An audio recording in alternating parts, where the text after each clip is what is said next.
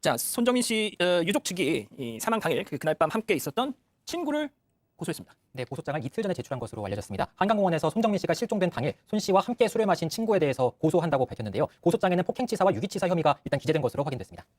자, 이 고소 배경과 함께 말이죠. 이 기자, 이 손정민 씨 아버지가 주장하고 있는 내용들도 좀 있는 것 같아요. 블로그에 또 글을 올리셨던데 그 내용들 좀 소개를 해주시죠. 네, 일단 이 경찰은 서초경찰서 강력팀 7개 팀 그리고 35명의 수사관이 투입을 돼서 대대적으로 수사를 하긴 했습니다. 그래서 여러 가지 동선도 확보하고 차량 블랙박스 영상이라든지 CCTV 영상 그리고 목격자 조사 등을 비롯해서 다양한 조사를 하기는 했습니다. 하지만 이 손정민 씨 가족이 주장하는 여러 가지 의혹에 대해서는 뾰족한 결론을 내지 못했는데요. 뭐 수사가 어떤 식으로 진행되는지는 경찰이 가장 알 수 있겠지만 일단 손 씨가 왜 어떻게 해서 숨지게 됐는지 어떤 과정을 거쳐서 어떤 동선을 통해서 한강에서 발견되게 됐는지 이런 부분에 대해서 조금 유족 측 입장에서는 조금 미진했다라고 판단을 하고 있는데요. 일단 사망 경위에 대해서 특별한 혐의점을 찾지 못했습니다. 뭐 어떤 식으로 일단 숨진 건 맞는데 어떤 식으로 숨졌는지 또 누가 어떤 범죄에 연루된 건 아닌지 이 부분에 대해서 해결하지 못했는데 이 손 씨 측 특히 아버지는 이 블로그 등을 통해서 50일 넘게 생각하는 의문점들이 있었는데 수사 과정에서 충분히 해소되지 않았다. 그리고 보완 수사가 필요하다라면서 고소를 했던 겁니다. 자, 소장님, 그 손 씨 아버님이 네. 경찰 뭐 진술을 하고 왔다. 이게 오늘 공개가 됐더라고요. 네, 지금 이제 블로그를 운영하고 계시거든요. 네. 저도 들어가서 봤는데 그 블로그에 19.1이라는 이제 제목으로 2017년하고 2019년에 아들 손정민 군과 같이 찍은 사진을 여러 장을 올리셨어요. 그러니까 보니까 굉장히 좀 마음이 그립다라고 얘기하셨는데 같이 보는 저도 좀 같이 그리웠고요. 내용은 경찰서에서 4시간가량 진술을 했다. 내용은 얘기를 할 수는 없지만 지금처럼 해주셨던 것처럼 응원을 좀 계속 해달라라고 얘기를 하신 걸로 보아서 아마 여기서는 멈추기 어렵다라는 것을 우회적으로 밝히신 것이 아닌가 싶습니다. 예. 변호사님, 근데 아시겠지만 이 그동안 이 정민군 사망의 경위를 밝히기 위해서 경찰이 그동안 투입했던 뭐 인력, 물량, 시간 등등 정말 엄청나긴 했지 않습니까? 네. 그런데도 일단 어떤 뚜렷한 혐의점을 밝히지 못했다 이런 것이 지금 현재까지는 나온 결론인데 이런 상황에서 폭행치사, 유기치사 혐의가 적용이 가능할 것인가?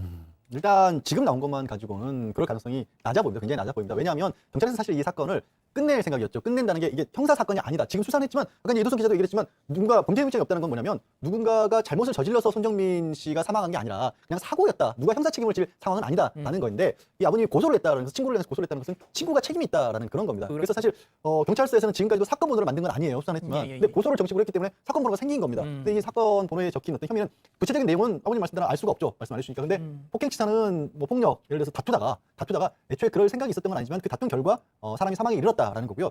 유기치사는 약간 반대입니다. 이게 폭행치사는 좀 적극적인 이유로 사람이 사망했다는 거고 유기치사는 친구 관계고 함께 술을 마시던 사이인데 왜 이런 일을 당할 때까지 보고만 있었느냐라는 의미인 거예요. 아무 조치도 취하지 않았느냐. 어쨌든 두 가지 혐의로 고소를 했기 때문에 사건이 생긴 거고 그 사건에 대해서 경찰은 지금까지는 다르게 법적으로 사건에 대한 뭐 혐의 없음 처분을 하든 경찰에 넘겨서 재판을 넘겨달라고 처분을 하든 그런 결정을 해야 하는 겁니다. 예. 원래 어제가 말이죠, 홍 기자, 이 경찰이 변사사건 심의위원회 이걸 열어서 어떻게 보면 약간 종결 뭐 이런 쪽으로 가는 수순 아니냐 이런 얘기 있었거든요. 네, 그랬는데 고소장이 제출되면서 일단 연기됐습니다. 아하. 왜냐하면 원래 변사사건도 심의위원회가 있어요. 주로 저희가 신상공개 심의위원회만 말씀을 많이 드렸는데 변사사건도 경찰서장 아래 내외부 위원들을 불러서 위원회를 꾸릴 수 있습니다. 그래서 수사를 종결할지 아니면 보강 수사를 할지 결정할 수 있어요. 다시 수사하기로 정하면 한 달까지 더 수사를 할 수 있는데요. 유족 측이 예를 들어 이의를 제기한다면 할 수 있죠. 그렇지만 이번 경우는 고소장이 접수됐기 때문에 고소 내용을 검토해야 그 다음에 심의를 열지 아니면 고소 사건에 따라서 수사할지 결정할 수 있어서 일단 연기됐습니다. 그렇군요.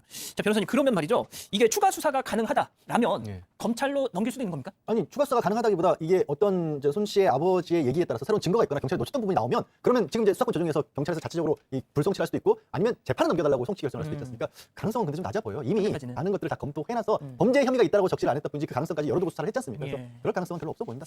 자, 그럼 또 더 나오는 소식이 있으면 좀 더 알아보기로 하고요. 자, 이 기자, 또 한 가지 논란이 됐던 것이 손정민 씨 동석한 친구 측이 합의금을 요구했다, 이 논란이 있었다는데 이거 관련해서 뭐 오늘 새로운 입장이 나온 게 있다고요? 네, 일단 그런 부분, 이 법적인 대응을 하겠다라고 이야기를 주고받으면서 일정 합의금을 좀 의미하는 듯한 이런 이야기가 나왔었는데 일단 이 친구 측은 이뿐만 아니라 일단 가짜뉴스 명예훼손에 달하는 그런 댓글들 그리고 유튜브 글들을 쓴 사람들에 대해서 이달까지 먼저 연락을 해서 용서를 구하면 선처하겠다라는 입장을 밝힌 적이 있습니다. 그렇기 때문에 일단 이달말까지 이달 30일입니다. 5일 뒤까지 연락을 주지 않으면은 자신들이 자체적으로 자발적인 제보 그리고 자체적으로 수집한 자료 등을 통해서 이 원칙에 따라 무관용으로 대응하겠다 이런 입장을 밝혔습니다.